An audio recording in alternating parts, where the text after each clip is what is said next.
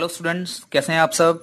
चलिए आइए, स्वागत है आपका फिर से एक और नई वीडियो में। इसमें हम फिर कुछ नई जर्नल एंट्रीज के बारे में सीखेंगे। कुछ स्पेशल ट्रांजैक्शंस होती हैं, उनके बारे में हम किस तरह से एंट्री बनाते हैं, इस वीडियो में ये सीखेंगे।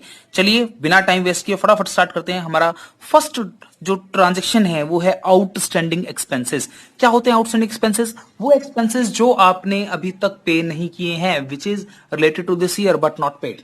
एक्सपेंसेस नॉट पेड जो आपके है तो इस साल के, लेकिन अगर आपने अभी तक पे नहीं किए हैं तो इसको हम बोलते हैं आउटस्टैंडिंग एक्सपेंसेस। तो आउटस्टैंडिंग एक्सपेंसेस आपकी लायबिलिटीज हैं जी।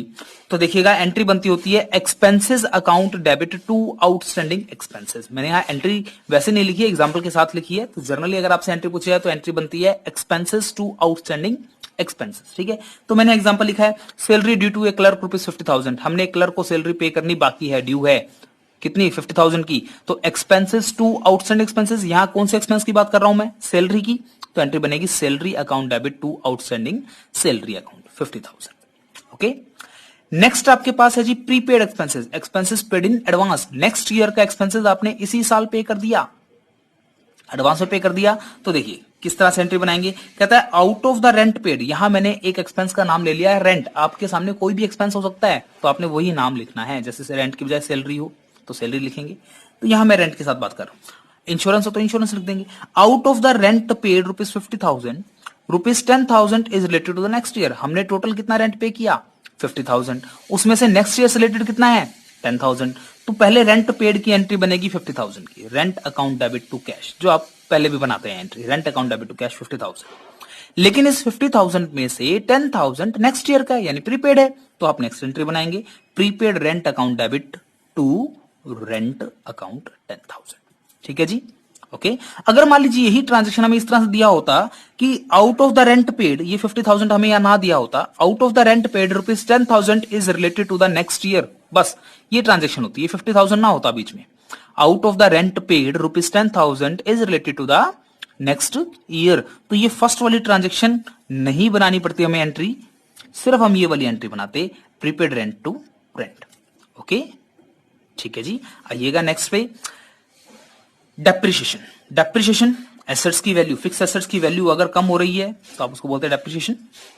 किसी भी कारण से हो सकता है, डेप्रिसिएशन वाले चैप्टर में डिटेल से पढ़ेंगे इसे हम। चलिए जी, डेप्रिसिएशन के लिए एंट्री बनती है depreciation account debit to fix assets account. जो भी फिक्स एसेट का नाम होगा वो लिख देंगे। मैंने एग्जांपल में फर्नीचर माना है। Provide 10% depreciation on furniture costing ₹50,000। 50,000 की फर्नीचर पे 10% डेप्रिसिएशन लगाइए, तो 50,000 का 10% कितना हो गया, 5,000। एंट्री क्या बनेगी, depreciation account debit to furniture 5,000।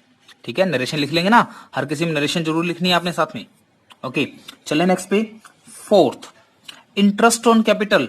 चलिए जी, मुझे ये बताइए इंटरेस्ट ऑन कैपिटल बिजनेस के लिए एक्सपेंस होता है या बिजनेस के लिए इनकम होती है? फटाफट से मुझे ये बताइएगा, जल्दी से बताइएगा। इंटरेस्ट ऑन कैपिटल बिजनेस के लिए क्या होता है जी, एक्सपेंस होता है। एक्सपेंस होता है, एक्सपेंस हमारे लिए क्या होता है, डेबिट होता है। तो एंट्री बनेगी interest on capital account debit to capital account. देखिएगा 12% इंटरेस्ट लगाना है 1 लाख रुपए की कैपिटल पे, तो 1 लाख का 12% 12,000। तो एंट्री बन गई interest on capital to capital 12,000। Narration लिख देंगे।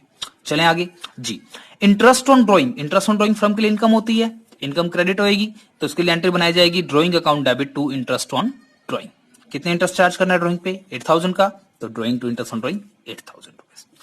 आइए जी, आज का लास्ट हम एंट्री पे चलते हैं, expenditure on installation of machinery और purchase of any fix assets. अगर आपने किसी भी फिक्स एसेट्स को परचेज करने पे कोई भी एक्सपेंस पे किए हैं, वो कैपिटल एक्सपेंडिचर होते हैं, और वो एक्सपेंडिचर आप क्या करते हैं, उस एसेट्स की कॉस्ट में प्लस करके दिखा देंगे। जैसे हमने एग्जांपल लिया यहाँ पे, purchase goods ₹50,000 and paid ₹1,000 as carriage. 50,000 की गुड्स खरीदी, 1,000 पे कैरेज पे किया, तो कोई दिक्कत नहीं, ये हमने कोई एसेट्स नहीं खरीदी, गुड्स खरीदी।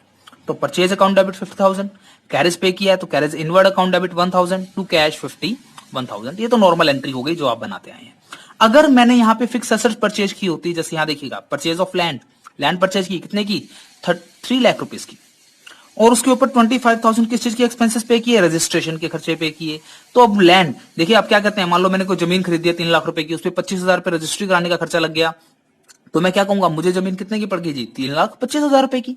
तो मैं यहां पर वो खर्चे उस लैंड में ऐड करके दिखाऊंगा, land account debit to cash 3,25,000 25,000। यानी कि अगर आपने परचेज पे कोई खर्चा किया है वो तो अलग से लिखेंगे, लेकिन कोई फिक्स एसेट्स के ऊपर आपने एक्सपेंसेस किए हैं तो उसे उस एसेट की कॉस्ट में प्लस करके दिखा दिया जाएगा। जैसे मान लो अगर मैंने यहाँ मशीन परचेज की होती 3 लाख रुपीस की और 25,000 के वेजेस पे किए जाते इस मशीन को इंस्टॉल कराने पे, तो हम एंट्री यही बनाते हैं, machine account debit to cash 3,25,000, क्योंकि ये कैपिटल एक्सपेंडिचर होता है, वेजेस वगैरह जो आपने इंस्टॉलेशन पे किया, रजिस्ट्रेशन का खर्चा जो आपने लैंड परचेज पे किया, वो सभी क्या है, कैपिटल एक्सपेंडिचर है और एसेट्स की वैल्यू में ऐड करके दिखाया जाएगा। आया समझ में जी? जी सर। कोई प्रॉब्लम है तो आप मुझे कमेंट कर सकते हैं, व्हाट्सअप कर सकते हैं, कॉल कर सकते हैं, ठीक है। देखिएगा, कोई प्रॉब्लम हो तो पूछ लीजिएगा। Okay, thank you so much, bye bye.